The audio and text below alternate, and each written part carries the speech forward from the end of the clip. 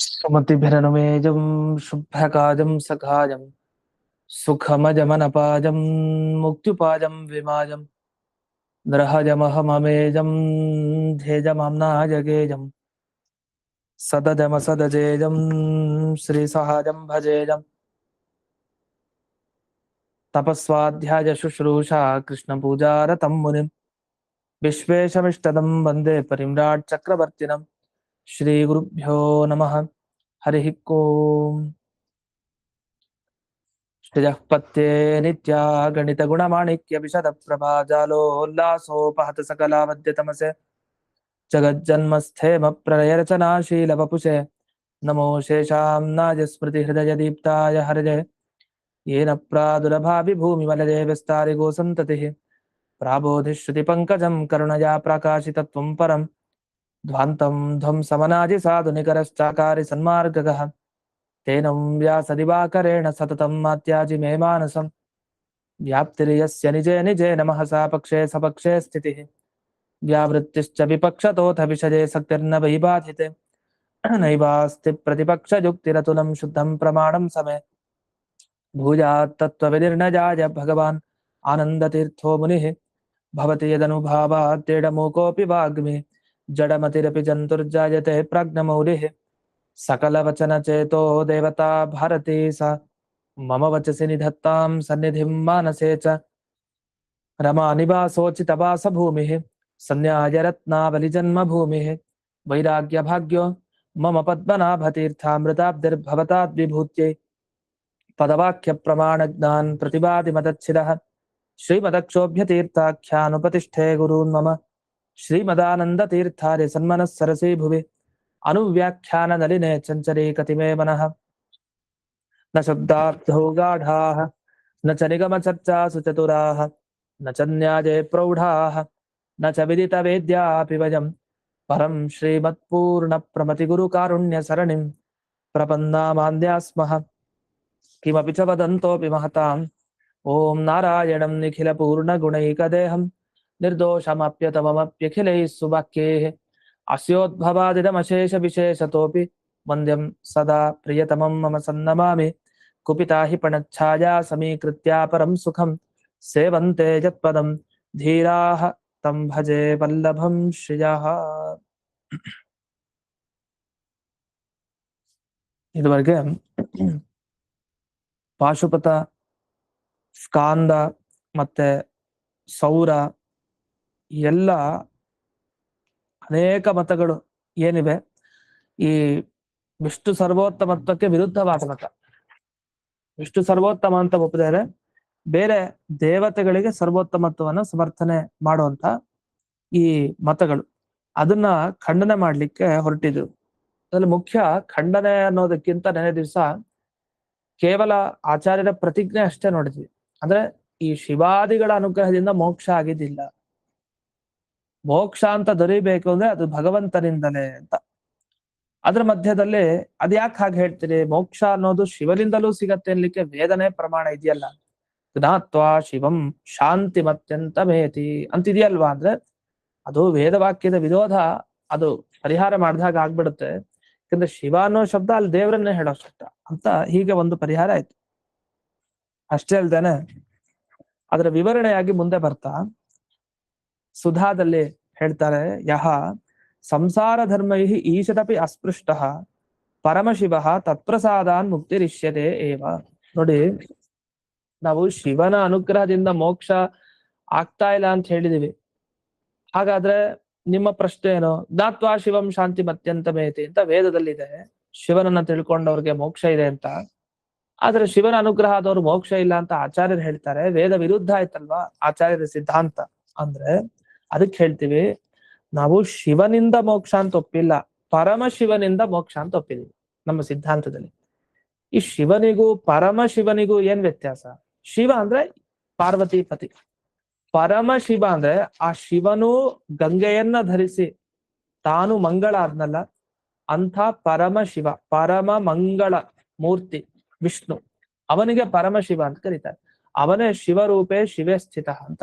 ಶಿವ ಅನ್ನೋ ಇದು ರುದ್ರದೇವರ ಮೂರ್ತಿಯಲ್ಲಿ ಶಿವ ಅನ್ನೋ ರೂಪದಿಂದಲೇ ಇರ್ತಾರೆ ಅಂತ ಹೇಳಿದ್ರು. ಹೀಗೆ ಆ ಪರಮಶಿವನ ಅನುಗ್ರಹದಿಂದ ಮೋಕ್ಷ ಆಗತ್ತೆ ಅಂತ ನಾವು ಒಪ್ಪಿದೀವಿ. ಅದೇ ಅರ್ಥ ವೇದ ವಾಕ್ಯಕ್ಕೆ. ಹಾಗಾಗಿ ಜ್ಞಾತ್ವಾ ಶಿವಂ ಶಾಂತಿ ಅತ್ಯಂತ ಬೇತಿ ಇದ್ರೆ ಪರಮಶಿವನನ್ನ ತಿಳ್ಕೊಂಡವನು ಖಂಡಿತ ಮೋಕ್ಷಕ್ಕೆ ಹೋಗ್ತಾನೆ. ನಮ್ಗೆ ಇಷ್ಟ ಅದು. ಅದನ್ನೇ ಮಧ್ವಾಚಾರ್ಯ ಹೇಳಿದ್ದು. ನೀವು ತಪ್ಪೆಲ್ಲಿ ತಿಳ್ಕೊಂಡಿದ್ದಂದ್ರೆ ಶಿವ ಅಂದ್ರೆ ಒಬ್ಬನೇ ಅಂತ ತಿಳ್ಕೊಂಡೆ, ಅದ್ ತಪ್ಪು. ಶಿವ ಅಂದ್ರೆ ಎರಡು ಶಿವ, ಒಂದು ಪರಮಶಿವ ಮತ್ತೊಬ್ಬ ಶಿವ ಅಷ್ಟೇ. ಶಿವ ಅಂದ್ರೆ ಪಾರ್ವತಿಪತಿ, ಪರಮಶಿವ ಅಂದ್ರೆ ಲಕ್ಷ್ಮೀಪತಿ. ಹಾಗಾಗಿ ಲಕ್ಷ್ಮೀಪತಿಯಾದ ಪರಮಶಿವನಿಂದ ಮೋಕ್ಷ ಖಂಡಿತ. ಅಲ್ಲ ಪರಮಶಿವ ಅಂತ ಇಲ್ವಲ್ಲ ವೇದ ವಾಕ್ಯದಲ್ಲಿ, ಜ್ಞಾತ್ವ ಶಿವಂ ಅಷ್ಟೇ ಇದೆಯಲ್ಲ. ಅದನ್ನ ಮೋಕ್ಷಕ್ಕೆ ಯಾರು ಕಾರಣ? ಪರಮಶಿವ ಅಲ್ಲ. ಶಿವ ಅಂದ್ರೆ ನೋಡಿ, ಯಾವುದೇ ಶಬ್ದವನ್ನ ಹಾಗೆ ಹಾಕಿದ್ರೆ ಅದು ಮುಖ್ಯವಾದ ಅರ್ಥವನ್ನ ತಿಳಿಸುತ್ತೆ. ಉದಾಹರಣೆಗೆ ಸೂತ್ರ ಪಾರಾಯಣ ಮಾಡಿದ್ಯಾ ಅಂತ ಯಾರು ಕೇಳಿದ್ರೆ ತಕ್ಷಣ ಯಾವ ಸೂತ್ರದ ಬಗ್ಗೆ ತಲೆಗೆ ಹೋಗ್ಬೇಕು ನಮ್ಗೆ? ಯಾವ ಸೂತ್ರ ಮುಖ್ಯ? ಬ್ರಹ್ಮಸೂತ್ರ. ಗೀತಾ ಪಾರಾಯಣ ಆಯ್ತಾ? ಭಗವದ್ಗೀತಾ ಪಾರಾಯಣ ಆಯ್ತಂದ್ರೆ ಅರ್ಥ. ರುದ್ರಗೀತೆ, ವೇಣುಗೀತೆ, ಗೋಪಿಗೀತೆ ಅಲ್ಲ. ಅದು ಹೇಳ್ಬೇಕು ಅಂದ್ರೆ ಗೋಪಿಗೀತೆ, ರುದ್ರಗೀತೆ, ವೇಣುಗೀತೆ ಅಂತ ಸ್ಪಷ್ಟ ಹೇಳ್ಬೇಕು. ಹಾಗಾದ್ರೆ ಒಂದು ಶಬ್ದವನ್ನ ಹಾಗೆ ಏನೂ ವಿಶೇಷಣ ಕೊಡದೇನೆ ಹಾಗೆ ಬಳಸಿದೀವಿ ಅಂತಂದ್ರೆ ಅದಕ್ಕೆ ಏನರ್ಥ? ಅದು ಮುಖ್ಯ ಅರ್ಥವನ್ನು ತಗೊಳ್ಬೇಕಲ್ಲಿ ಅಂತ ಅರ್ಥ. ಹಾಗಾದ್ರೆ ಮುಖ್ಯ ಅರ್ಥ ಯಾವುದು ಅಂದ್ರೆ, ಮುಖ್ಯ ಅರ್ಥ ಶಿವ ಅಂತ ಹೇಳಿದಾಗ ಪರಮಶಿವ, ಅಲ್ಲಿ ಗೀತೆ ಅಂದ್ರೆ ಭಗವದ್ಗೀತೆ, ಸೂತ್ರ ಅಂದ್ರೆ ಬ್ರಹ್ಮಸೂತ್ರ. ಹೇಗೋ ಆ ತರ ಇಲ್ಲಿ. ಹಾಗಾಗಿ ವೇದದಲ್ಲಿ ಶಿವಂಗಾತ್ವ ಅಂದ್ರೆ ಪರಮಶಿವಂಗಾತ್ವ ಅಂತಾನೆ ಅರ್ಥ. ಅದನ್ನ ಪರಮಶಿವನನ್ನ ತಿಳಿದುಕೊಂಡು ಶಾಂತಿ ಮತ್ಯಂತ ಮೇತಿ, ಆ ಮೋಕ್ಷವನ್ನ ಪಡಿತಾನೆ ಅಂತ ಇಷ್ಟ. ಹಾಗಾದ್ರೆ ಅಜ್ಞಾನೋಪೇತನಾದ ಶಿವ ಇದಾನ ಇನ್ನೊಬ್ಬ. ನಿಮ್ಗೆ ಪರಮಶಿವ ಅಂದ್ರೆ ನಿಜವಾಗಿ ಏನರ್ಥ ಅಂದ್ರೆ ಪರಮ ಮಂಗಳ, ಯಾವತ್ತಿಗೂ ಅಜ್ಞಾನ ಆಗ್ಲಿ ರಾಗ ದ್ವೇಷ ಕಾಮ ಯಾವುದು ಇಲ್ದೇ ಇರೋ ಅಂತ ಅರ್ಥ. ಆದ್ರೆ ಎಷ್ಟು ಅಜ್ಞಾನಾದ್ಯುಪೇತಃ ತಥಾ ಪ್ರಮಿತಃ ತದನುಗ್ರಹ ಮೋಕ್ಷೋ ನ ಇತ್ಯುಚ್ಯತೆ ಇತಿ. ಆದ್ರೆ ಇನ್ನೊಬ್ಬ ಶಿವ ಇದ್ದಾನೆ, ಅಂದ್ರೆ ನೀವು ಅನ್ಕೊಂಡಿರೋ ಶಿವ ಇದಾನಲ್ಲ ಪಶುಪತಿ, ಆ ಪಶುಪತಿಯಲ್ಲಿ ಅಜ್ಞಾನ ಉಂಟು, ರಾಗ ದ್ವೇಷ ಅಸೂಯೆ ಎಲ್ಲ ಉಂಟು ಅಂತ. ಇದ್ಯಾಕೆ ಹಿಂಗೆ ರುದ್ರದೇವರಲ್ಲಿ ಇಷ್ಟೊಂದು ದೋಷ ಹೇಳ್ತೀರಿ? ಮೋಹಿನಿ ಅವತಾರದಲ್ಲಿ ಕಾಮ ಇತ್ತು ರುದ್ರದೇವರಿಗೆ, ಮತ್ತೆ ಈ ಮನ್ಮಥನನ್ನ ಸುಟ್ಟಾಕಿದ್ರು, ಕ್ರೋಧ ಇತ್ತು ರುದ್ರದೇವರಿಗೆ, ಪಾರ್ವತಿ ಮೇಲೆ ಅನುರಾಗ ಇತ್ತು, ರಾಗ ಇತ್ತು, ದ್ವೇಷ ಇರ್ಲಿಲ್ವಾ? ಇತ್ತು. ಎಷ್ಟೋ ಬಾರಿ ದೇವ್ರ ಮುಂದೆ ಯುದ್ಧಕ್ಕೆ ಬಂದು ನಿಂತಿದ್ದಾರೆ ರುದ್ರದೇವರು. ರಾವಣನ ಸಂಹಾರ ಆದ ಕೂಡ ರಾಮನ ಮುಂದೆ ಯುದ್ಧಕ್ಕೆ ಬಂದು ನಿಲ್ತಾರೆ ಯಾರು? ರುದ್ರದೇವರು. ಹಾಗಾದ್ರೆ ದೇವರ ಮೇಲೆ ದ್ವೇಷ ಬರ್ಲಿಲ್ವಾ ತಾತ್ಕಾಲಿಕವಾಗಿ? ಈ ತರ ನೋಡಿದಾಗ ರುದ್ರದೇವರಲ್ಲಿ ದೇವರು ಅನ್ನೋ ಜ್ಞಾನ ಇಲ್ಲದೇನೆ ಬಂದ್ಬಿಟ್ರವತ್ತು, ಅಜ್ಞಾನ ಇತ್ತು ರುದ್ರದೇವರಿಗೆ. ಹೀಗೆ ಅಜ್ಞಾನಾದಿ ದೋಷಗಳಿಂದ ಕೂಡಿರೋರು ರುದ್ರದೇವರು, ಶಿವ. ಇದನ್ನ ನಾವು ಏನಂದ್ರೆ ಸ್ತೋತ್ರವನ್ನಾಗಿ ಮಾಡ್ಬಾರ್ದು. ರುದ್ರದೇವರು ದೋಷ ಇದೆ ಅಂತ ನಾವು ಅದನ್ನ ಚಿಂತನೆ ಮಾಡ್ಲಿಕ್ಕೆ ಹೋಗ್ಬಾರ್ದು ಜಾಸ್ತಿ. ಯಾಕೆ? ಅದು ನಮಗ್ ತಾರಕ ಅಲ್ಲ, ನಮಗ್ ಬಾಧಕ. ಅದು ರುದ್ರದೇವರನ್ನ ನಾವು ಭಗವಂತನ ದೃಷ್ಟಿಯಲ್ಲಿ ಅವರು ತಾರತಮ್ಯದಿಂದ ಕಡಿಮೆ ಅನ್ನೋ ಅನುಸಂಧಾನ ಮಾಡ್ಲಿಕ್ಕೆ ಮಾತ್ರ ಈ ವಿಷಯ ಅಷ್ಟೇ. ಅಂದ್ರೆ ಇಲ್ಲಿ ಅಜ್ಞಾನಾದ್ಯುಪೇತ ಅಂತ ಜಯತೀರ್ಥರು ಆ ಶಿವನನ್ನ ಅಜ್ಞಾನಾದ್ಯುಪೇತ ಅಂತ ಇವರೇ ಕರೆದಿದ್ದಾರೆ. ನಾವು ಜಯತೀರ್ಥರು ಅಂದ್ರೆ ಇಂದ್ರಾವತಾರಿಗಳು ಅಂತ ಒಪ್ಪೋರು. ಅಂಥ ಇಂದ್ರಾಂಶ ಸಂಭೂತರಾದ ಜಯತೀರ್ಥರು ರುದ್ರದೇವರ ಬಗ್ಗೆ ಅಜ್ಞಾನಾದ್ಯುಪೇತ ಅಂತ ಹೇಳ್ಬೇಕು ಅಂತಂದ್ರೆ ಅದ್ ಸಿದ್ಧ, ಅದಿದೇನೆ. ಯಾಕೆಂದ್ರೆ ವಾಯುದೇವರು ನಿರ್ದುಷ್ಟರು, ಅವ್ರಲ್ಲಿ ದೋಷ ಇಲ್ಲ. ಪರಶುಕ್ಲತ್ರಯರಲ್ಲಿ ದೋಷ ಇಲ್ಲ. ಲಕ್ಷ್ಮೀ ದೇವಿ, ಬ್ರಹ್ಮದೇವರು, ವಾಯುದೇವರು, ಹಾಗೆ ತತ್ಸಮಾನನಾದ ರುಜುಗಳು, ಜೊತೆಗೆ ಇಲ್ಲಿ ಭಾರತೀ ದೇವಿ ಮತ್ತೆ ಸರಸ್ವತಿ ದೇವಿ, ಇವರೆಲ್ಲ ಪರಶುಕ್ಲತ್ರಯರಲ್ಲಿ ಸೇರ್ತಾರೆ. ಇಂಥ ಪರಶುಕ್ಲತ್ರಯರ ಗುಂಪಿನಲ್ಲಿ ಎಂದಿಗೂ ದೋಷ ಇಲ್ಲ, ಅವಕಾಶ ಇಲ್ಲ. ಆದ್ರೆ ಇವ್ರನ್ನ ಬಿಟ್ಟು ಬೇರೆ ಕಡೆ ದೋಷಕ್ಕೆ ಅವಕಾಶ ಇದೆ. ಹಾಗಾದ್ರೆ ಬೇರೆಯವ್ರು ಯಾರು? ಅದು ರುದ್ರದೇವರ ದೋಷ ಉಂಟು. ಹಾಗಾಗಿ ಅಜ್ಞಾನಾದಿ ದೋಷ ರುದ್ರದೇವರಲ್ಲಿದೆ. ಆ ಅಜ್ಞಾನಾದಿಪೇತರಾದ ಆ ರುದ್ರದೇವರು ಹಾಗೆ ಪ್ರಮಿತ, ಅನೇಕ ಪ್ರಮಾಣಗಳಿದೆ. ಅವರು ಇದು ಬ್ರಹ್ಮದೇವರ 5ನೇ ತಲೆಯನ್ನು ಕಳೆದರು, ಆಮೇಲೆ 5ನೇ ತಲೆ ಅಂಟ್ಕೊಂಡ್ಬಿಡ್ತು, ಅದ್ರ ನಿವಾರಣೆಗೋಸ್ಕರ ಬ್ರಹ್ಮಹತ್ಯೆ ಆಗೋಯ್ತು ಅಂತ ಓಡಾಡ್ತಾ ಇದ್ರು. ದೇವರ ಅನುಗ್ರಹದಿಂದ ಕೊನೆಗೆ ಹೋಯ್ತು. ಇವರ ನಾವು ಕೇಳ್ತೀವಿ ಈ ತರ ವಿಷಯಗಳನ್ನ. ಇದೆಲ್ಲ ಯಾಕೆ ತೋರಿಸಿದ್ದು ಅಂದ್ರೆ ರುದ್ರದೇವರು ತಾರತಮ್ಯದಲ್ಲಿ ಆ ಕಕ್ಷೆಯಲ್ಲಿ ಬರ್ತಾರೆ ಅಂತ ತಿಳಿಸ್ಲಿಕ್ಕೆ. ಅದಕ್ಕೆ ವಾದಿರಾಜರು ತಮ್ಮ ಸರಸ ಭಾರತಿ ವಿಲಾಸ ಗ್ರಂಥದಲ್ಲಿ ಒಂದು ಮಾತು ಹೇಳ್ತಾರೆ ನೋಡಿ. ಅಲ್ಲಿ ಅನೇಕ ಪಟ್ಟಿ ಮಾಡ್ತಾರೆ, ರುದ್ರದೇವರ ದೋಷ ಹೀಗೆ ಹೀಗೆ ಹೀಗೆ ಅಂತ ಹೇಳ್ತಾರೆ, ದೇವರಲ್ಲಿ ಏನೋ ದೋಷ ಇಲ್ಲ ಅಂತ ಹೇಳಿ ಮುಕ್ತಾಯ ಮಾಡ್ತಾರೆ. ಆಗ ಅವರು ಮೊದಲು 1-2 ವಿಲಾಸದಲ್ಲಿ ಸ್ತೋತ್ರ ಮಾಡ್ತಾರೆ ರುದ್ರದೇವರನ್ನ, ಅನೇಕ ತರ ಸ್ತೋತ್ರ ಮಾಡ್ತಾರೆ. ಆಮೇಲೆ ಅವ್ರ ದೋಷ ಹೇಳಲಿಕ್ಕೆ ಶುರು ಮಾಡ್ತಾರೆ. ಅಂದ್ರೆ ಎಲ್ಲಾ ದೇವತೆಗಳ ಸ್ತೋತ್ರ, ಅನೇಕ ಸ್ತೋತ್ರ ನಮಗಲ್ಲಿ ಸಿಗುತ್ತೆ. ಆ ಸ್ತೋತ್ರ ಸಜ್ಜನರಿಗೋಸ್ಕರ ನಾವೆಲ್ಲ ಪಾರಾಯಣ ಮಾಡ್ಬೇಕು, ನಮ್ಗೆ ಅನುಕೂಲ ಆಗ್ಲಿ ಅನ್ನೋ ದೃಷ್ಟಿಯಲ್ಲಿ. ಯಾಕಂದ್ರೆ ರುದ್ರದೇವರ ದೋಷಗಳನ್ನ ಯೋಚನೆ ಮಾಡ್ತಾ ಇದ್ರೆ ಅವರು ಅವಕೃಪೆಗೆ ಪಾತ್ರರಾಗ್ಬಿಡ್ತೀವಿ. ಆದ್ರೆ ಅಲ್ಲೊಂದ್ ಮಾತು ಬರುತ್ತೆ, ಯಾವತ್ತೂ ಒಬ್ಬನ ಉತ್ಕೃಷ್ಟತೆ ಇನ್ನೊಬ್ಬನ ನಿಂದ್ಯತ್ವದಲ್ಲಿ ಪರ್ಯವಸಾನ ಅಂತ. ಅಂದ್ರೆ ಇವನ್ ತುಂಬಾ ಗ್ರೇಟು ಅಂತ ಅನ್ಬೇಕಾದ್ರೆ ಇವನ್ ಯಾಕೆ ಗ್ರೇಟು, ಇವನಲ್ಲಿ ಏನೂ ದೋಷ ಇಲ್ಲ ನೋಡಿ, ಇನ್ನೊಬ್ಬನಲ್ಲಿ ದೋಷ ಇದೆ ಅಂತ ತೋರಿಸ್ಬೇಕು. ಕ್ಲಾಸಲ್ಲಿ ಒಬ್ಬ ಬುದ್ಧಿವಂತ ಅಂತ ಅನ್ಬೇಕು ಅಂದ್ರೆ ಪೆದ್ರ ಇರ್ಬೇಕು ಒಂದ್ 5-10 ಜನ, ಆಗ ಅವನ್ ಎಷ್ಟು ಬುದ್ಧಿವಂತ ಅಂತ ಅರ್ಥ ಆಗುತ್ತೆ. ಆ ತರ ಇದು.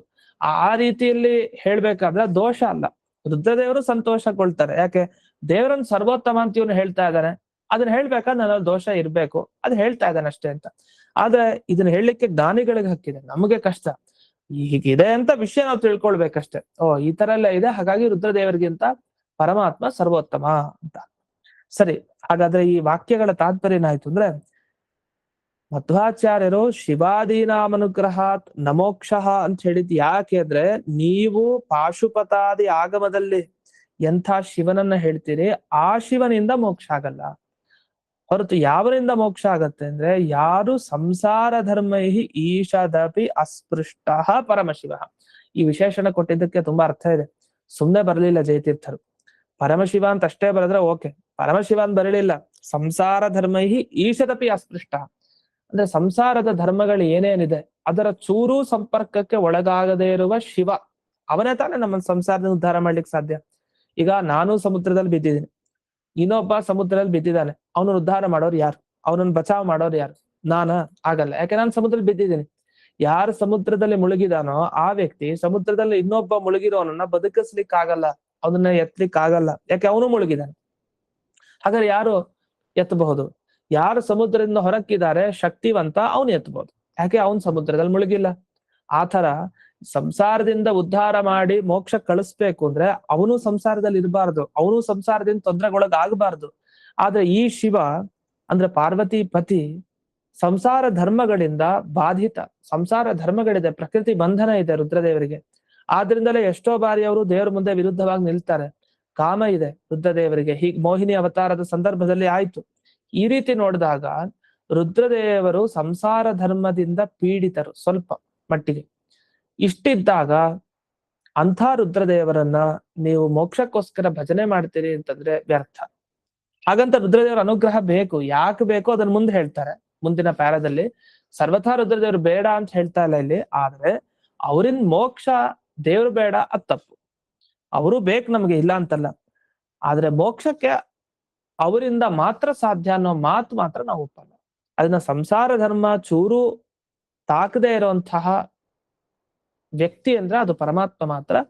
ಆ ಪರಮಾತ್ಮನ ದಿವ್ಯವಾದ ಅನುಗ್ರಹದಿಂದಲೇ ಮೋಕ್ಷ ಅನ್ನೋದು ಮನುಷ್ಯರಿಗೆ ಇರೋದು ಅಂತ. ಇಷ್ಟು ಜಯತೀರ್ಥರ ಮಾತು. ಇದಾದ್ಮೇಲೆ ಇನ್ನೊಂದು ಸ್ವವಾಕ್ಯ ವಿರೋಧ ಪರಿಹಾರ ಮಾಡ್ಲಿಕ್ಕೋಸ್ಕರ ಒಂದು ವಿಶೇಷಣ ಕೊಟ್ಟಿದ್ದೀವಿ ಅಂತ ಒಂದು ಬರುತ್ತೆ. ಸ್ವವಾಕ್ಯ ವಿರೋಧ ಅಂದ್ರೆ ಎಷ್ಟೋ ಬಾರಿ ನಾವು ಆಡೋ ಮಾತಿಗೆ ನಮ್ದೇ ವಿರೋಧ ಆಗ್ಬಿಡುತ್ತೆ, ನಮಗೆ ವಿರೋಧ ಆಗ್ಬಿಡುತ್ತೆ ಆ ಮಾತು. ಆ ರೀತಿ ಆಗ್ಬಾರದು ಅನ್ಲಿಕ್ಕೋಸ್ಕರ ಇಲ್ಲಿ ಅನುಗ್ರಹ ತನಕ ಹೇಳಿದೀವಿ ವಿಶೇಷಣವನ್ನ ಅಂತ ಹೇಳ್ತಾರೆ.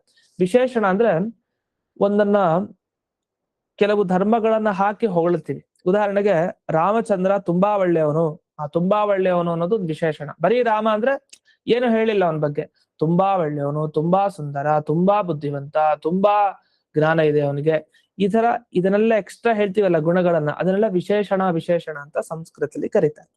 ಅದ್ ಯಾವ್ದೇ ತರ ಆಗ್ಬೋದು, ಬೈಲೂಬಹುದು. ರಾವಣ ತುಂಬಾ ಕೆಟ್ಟವನು, ಅದು ವಿಶೇಷಣ. ಅದನ್ನ ವಿಶೇಷಣ ಕೆಟ್ಟದು ಇರ್ಬೋದು, ಒಳ್ಳೇದು ಇರ್ಬೋದು. ಅದನ್ನ ಹೊಗಳಬೇಕಾದ್ರೆ ಹೇಗ್ ಬೇಕಾದ್ರೆ ಹೊಗಳಬಹುದು. ಆ ತರ ಪ್ರಕೃತಿಯಲ್ಲಿ ಶಿವನ ಬಗ್ಗೆ ಹೇಳಬೇಕಾದ್ರೆ ವಿಶೇಷಣ ಕೊಟ್ರು. ಏನಂತ ಕೊಟ್ರು? ಅಜ್ಞಾನಾದಿಗಳಿಂದ ಇರೋನು ಶಿವ, ಈ ಶಿವ. ಆ ಪರಮಶಿವ ಸಂಸಾರ ಧರ್ಮದಿಂದ ಚೂರು ಸ್ಪರ್ಶಗೊಳ್ಳದೇ ಇರುವ ಶಿವ ಪರಮಶಿವ ಅಂತ ಹೀಗೆ ಒತ್ತು ಕೊಟ್ಟು ಹೇಳಿದ್ದಾರೆ. ಇದಾದ್ಮೇಲೆ ಈ ಒಂದು ಶ್ಲೋಕವನ್ನ ಕೊಟ್ಟಿದ್ದಾರೆ ಇಲ್ಲಿ.